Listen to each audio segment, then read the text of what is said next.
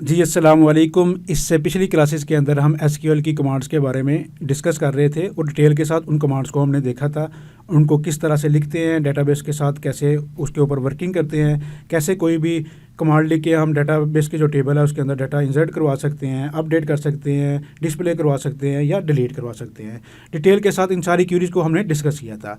उन्हीं क्यूरीज़ को हम आज चैट जीपीटी की मदद से कैसे हमने लिखवाना है, कैसे कोई भी अपनी रिक्वायरमेंट के मुताबिक क्यूरी चैट जीपीटी के थ्रू हमने लिखवानी है और हमने फिर उस टेबल के अंदर डाटा इंसर्ट करवाना है, अपडेट करवाना है, डिलीट करना है। चैट जीपीटी की मदद लेके ये सारा काम हम करते हैं। आइए स्टेप बाय स्टेप इस सारे प्रोसेस को हम देखते हैं।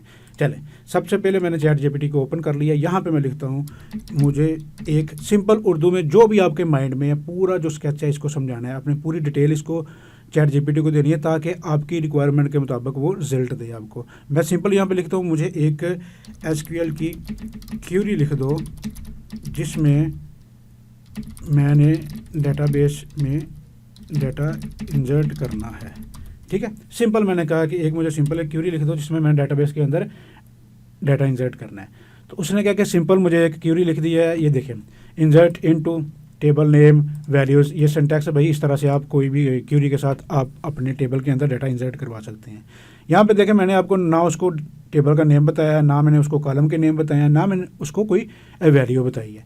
यहाँ पे अब एक चीज़ करते हैं हम जी, मेरे टेबल का नेम स्टूडेंट है, अगेन क्यूरी लिखो। ठीक है, थोड़ी सी इन्फॉर्मेशन मैंने अब ऐड की है। ठीक है, अब उसने क्या किया, जितना मैंने उसको बताया था उसके अकॉर्डिंग उसने थोड़ी सी और इन्फॉर्मेशन ऐड कर दी, इंसर्ट इनटू स्टूडेंट। ठीक है, आगे उसको नहीं मैंने कुछ भी बताया तो उसको वैसे ही उसने कॉलम वैल्यू लिख दी। अब मैं यहाँ पे और बताता हूँ, मुझे जी मेरे फर्स्ट कॉलम का नेम आईडी और सेकंड कॉलम का नेम फ़ोन और थर्ड का नेम है। ठीक है, यहाँ पे आप देखें मैं उर्दू जो लिख रहा हूँ, रोमन उर्दू लिख रहा हूँ मैसेज में, उसमें कुछ मिस्टेक भी कर रहा हूँ। ठीक है, हर एक का एक अपना स्टाइल होता है उर्दू लिखने का, तो उसमें भी कोई इशू नहीं है, ये उसको भी अंडरस्टैंड करेगा आप जैसे भी लिखेंगे। ठीक है, मैंने इसको लिख दिया, मेरे फर्स्ट कॉलम का नेम आईडी, सेकंड कॉलम का नेम फ़ोन और थर्ड कॉलम का नेम ही है। ठीक है, अब थोड़ी सी इन्फॉर्मेशन मैंने उसको और दी। अब देखते हैं वो क्या करता है, ये देखें। ठीक है, पहले सिंपल उसने क्यूरी बताई थी, अब ये देखें यहाँ पे उसने इंसर्ट इनटू स्टूडेंट, मुझे उसका कॉलम का फर्स्ट कॉलम का नेम लिख दिया, सेकंड कॉलम का नेम लिख दिया, थर्ड कॉलम का नेम लिख दिया। यहाँ पे उसने अभी नहीं बताया कि भाई कौन सी वैल्यू देनी है, वो अभी आपने मुझे नहीं बताई। तो यहाँ पे उसने एक डमी सी वैल्यू भी दे दी है भाई। इस तरह से आप जाके इन वैल्यू को रिप्लेस भी कर सकते हैं अपनी मर्जी के मुताबिक। या मैं कहता हूँ, मैं बता देता हूँ भाई, फर्स्ट कॉलम की आईडी 345 है और सेकंड कॉलम का फ़ोन नंबर 123456 है और थर्ड कॉलम की वैल्यू फॉर एग्जांपल अली असदर है। ठीक है, मैं एंटर कर देता हूँ। अब देखते हैं, इंसर्ट इनटू टेबल का नाम मुझे उसने बता दिया, उसके जो कॉलम मैंने उसको बताए थे वो कॉलम भी नेम उसने बता दिए, वैल्यूज़ कौन कौन सी रखनी है उसने ये मैं सेम सारा कुछ लिखे बता दिया। ये वाली मैंने वैल्यू बताई है, उसका मैंने आईडी भी मैंने ये बताया था, फ़ोन नंबर ये बताया था और नेम ये बताया था। ठीक है, अब आपको क्लियर हो गया कि किस तरह से हम इससे कोई भी क्यूरी जो है उसकी लिखवा सकते हैं। अब नेक्स्ट चलते हैं कि मैंने प्रोडक्ट के टेबल से डाटा शो करवाना है, मुझे एसक्यूएल की क्यूरी लिख दो। चलिए सिंपल, ये देखें, सेलेक्ट स्टैटिक फ्रॉम प्रोडक्ट, उसने बता दिया कि भाई अगर प्रोडक्ट के टेबल में से शो करवाना है तो वो सिलेक्ट स्टैटिक फ्रॉम टेबल। ठीक है, आपको सिंटैक्स, इसका मेन जो मकसद है, कैसे लिखते हैं क्यूरी, ये सारा कुछ क्लियर है। अब आपको अंडरस्टैंड करने में ज़्यादा ये बड़ी आसानी होगी। स्टैटिक का मतलब है सारा डाटा शो करवा देगा। मैं कहता हूँ नहीं भाई सारा नहीं, मुझे सिर्फ एक कॉलम का डाटा शो करवाना है, उस कॉलम का नेम प्रोडक्ट आईडी है। चलो अब देखते हैं जी, उसने लिख दिया select product ID from product. ठीक है, बिल्कुल वही कि हमने अगर किसी एक कॉलम का देखना है, अगर आप मैंने कहना है कि सिर्फ मैंने एक रो का देखना है तो मुझे उसके मुताबिक, फॉर एग्जांपल रो के अंदर हम देखते थे ना, किसी एक रो का डाटा देखना है तो हम उसके साथ फ़िल्टर लगाते थे वेयर क्लास का। अब ये देख लेते हैं कि ये कैसे हमें शो करवाता है। मुझे एक रो का डाटा शो करवाना है जिसका आईडी 3 है। चलें अब देखते हैं भाई क्या क्वेरी लिखता है वो। Select static from product where ID equal 3, ठीक है, जिसका आईडी 3 है। बिल्कुल करेक्ट उसने मुझे एसक्यूएल की क्वेरी लिख दी है।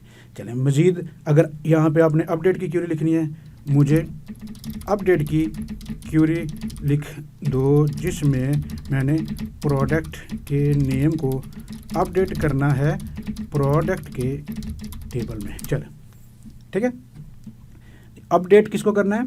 प्रोडक्ट के टेबल के अंदर प्रोडक्ट के नेम को, ठीक है। प्रोडक्ट अपडेट प्रोडक्ट का टेबल, ये हमने देखा था ना, अपडेट जो अपडेट लिखते हैं उसके बाद प्रोडक्ट जो टेबल का नेम आता है, प्रोडक्ट टेबल का नेम है। किसको सेट करना है, किसकी वैल्यू करनी है जी? प्रोडक्ट के नेम को, इस कॉलम की।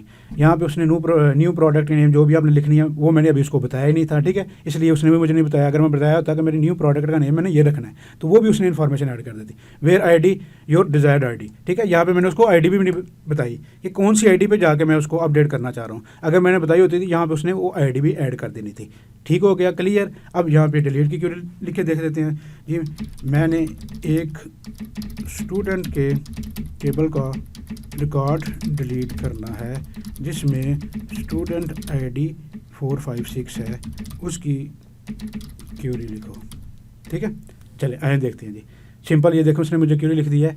टेबल का नाम मैंने उसको बताया था, उसने टेबल का नाम यहाँ पे लिख दिया, डिलीट फ्रॉम स्टूडेंट, और मैंने उसको आईडी भी बताई थी कि किस आईडी का रिकॉर्ड मैंने डिलीट करवाना है। वेयर आईडी 456, पूरी क्वेरी उसने मुझे लिख दी। इस क्वेरी को मैं अपने मकसद के लिए यूज़ कर सकता हूँ। अब ये सारी चीज़ क्लियर होगी है किस तरह से आसानी के साथ हम कोई भी क्वेरी लिख सकते हैं, कोई भी चीज़ जो है चैट जीपीटी के थ्रू हम करवा सकते हैं, ठीक है।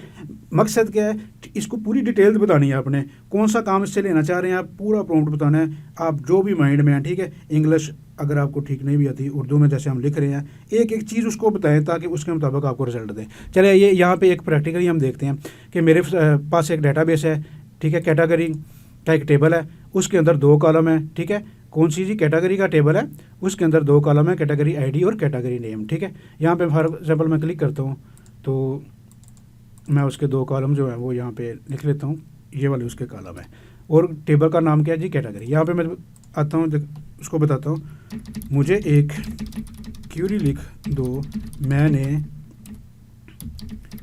कैटेगरी के टेबल में डाटा ऐड करना है, ठीक है, और उसके कॉलम के नेम हैं ये वाले, ठीक है। चले मैंने उसको कॉलम के नेम बता दिए और बता दिया कि मैंने उसके अंदर कोई डाटा ऐड करना है, मुझे क्वेरी लिख दो।